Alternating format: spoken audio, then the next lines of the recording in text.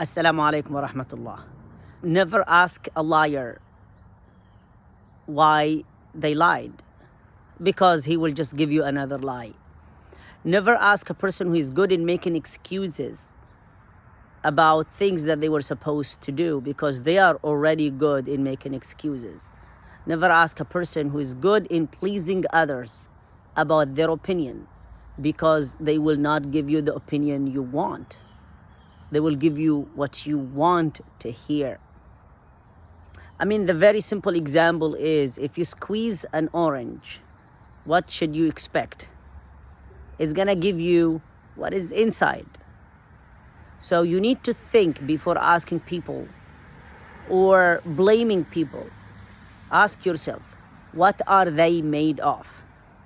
When you realize that people are made of something, that something is real and true. And that should be your foundation for dealing with them and treating them.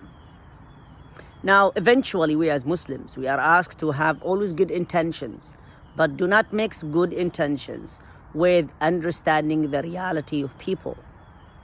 You need to understand who you are talking to and the people that you are seeking their advice. You need to understand their background. We ask Allah to give us the wisdom that we need. Assalamu alaikum.